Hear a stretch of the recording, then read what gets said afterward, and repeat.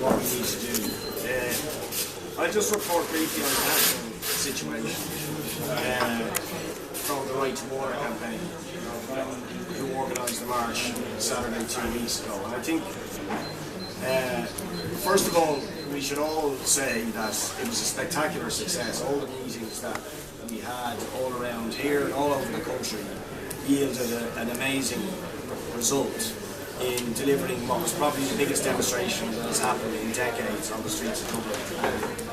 I think it's fair to say that since that demonstration, the government are reeling, absolutely reeling on the issue. So we need to think, how do we take it to the next level? There is seats up here.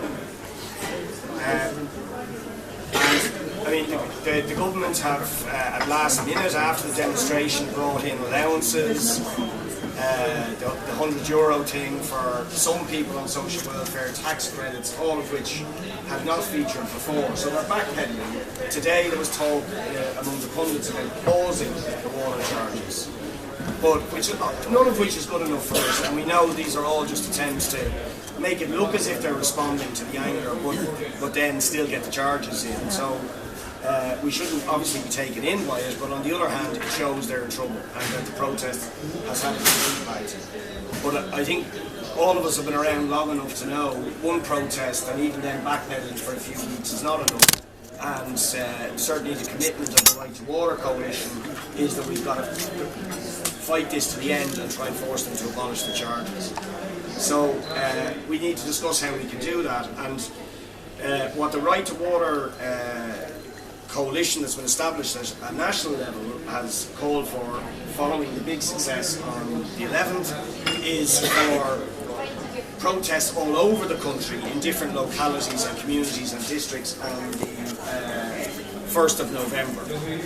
And we want to, I suppose, match the numbers that we saw, or even exceed the numbers that we saw in Dublin, but now all over the country, and actually grind the country to a halt in a certain sense for a few hours, with people marching all over the country. That would be a very powerful statement, but it will also have the advantage of deepening the roots of the thing into localities, so that people who mightn't have gone marching in town at the last demo can participate and get involved, and hopefully we can draw more and more people into the movement.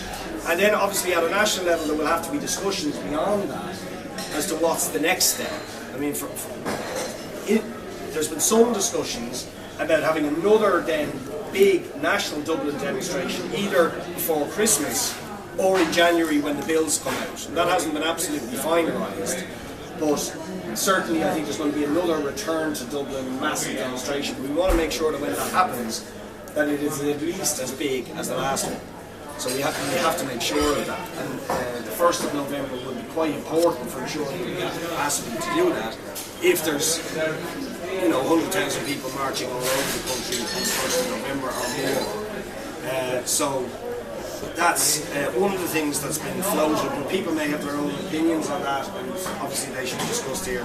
And the other thing that again hasn't been firmly pinned down, but certainly I'm going to be pushing for, and it's been mentioned in some of the meetings, and it's been at the Right to Water Coalition, is that there will be a national assembly.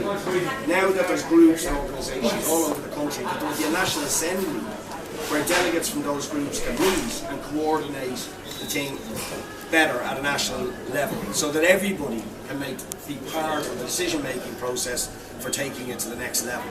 Yeah, because I think it's important on that point, like building the National Assembly and local you have to reps. speak up. Be meeting local reps. You know, we did have a little bit of confusion over last Saturday.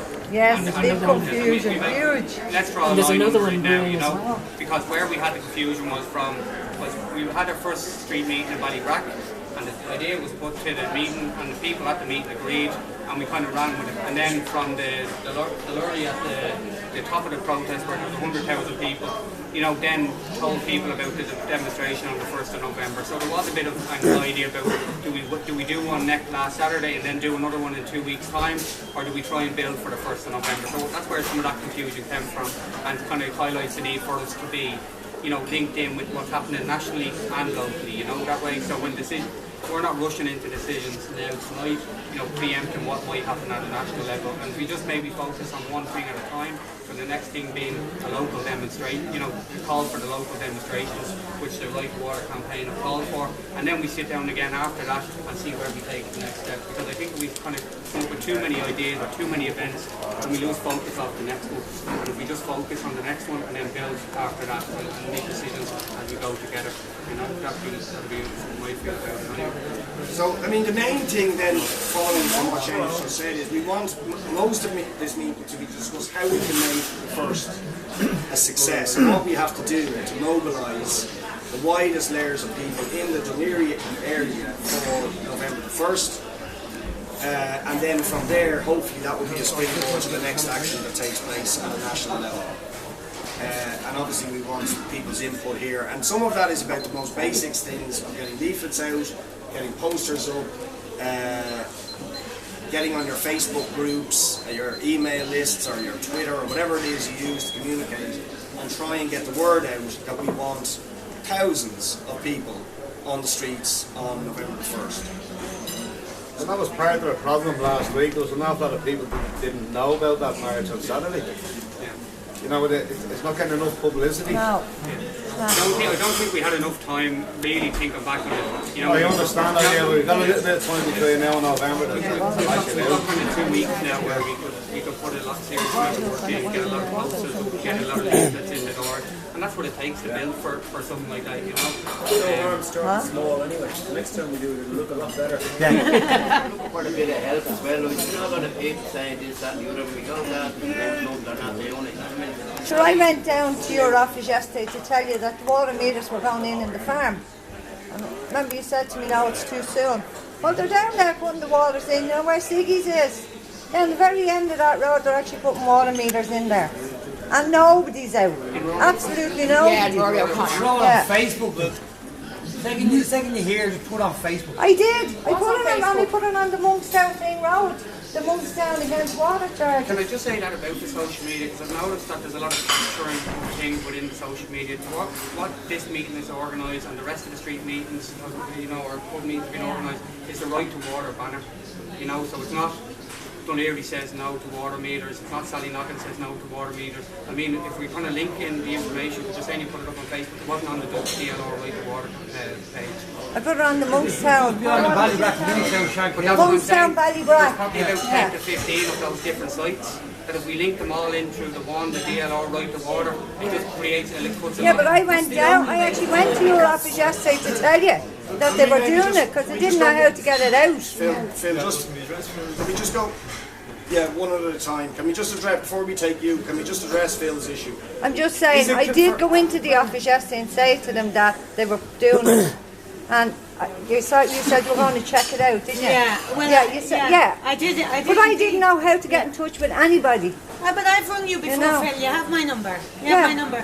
And I did. I talked to. You told me they were going in Ardmore, and I went up to Ardmore, and there was no sign of them in Ardmore. And I talked to. Where's Ardmore? Up at the Goat? Well, that was where you told me they were going in. Up the Goat. No, at Kill Lane. You told me they were going in Ardmore. Yeah, it was so my mistake. It was the next one. Sorry about that. Road. But I looked at Ardmore and I talked to people in Carricklee, and there was no sign of them. So, but we are relying on people who see them to let us know. And the best thing, and it was great you came in, but you know that I went up to look, I didn't find them. So, is there? Can we just? Do we have confirmation or not that there is water meters being put in? I spoke to my daughter's fella. Her sister lives down. She's renting a house on that road, and she told me that they're down at the very end of that road. Is it? Can you come in from the carriageway there or something? Yeah, before they're down the very end of that road putting in the meters. Okay, well, I think we have to check it. I mean, the problem is a lot of this stuff is happening over here. She's saying that because I was driving home, or when I was driving up today, it's from the nearly. And I actually seen the, you know, the vans you have with all the orange oaks. Yeah. We didn't know where it was going. If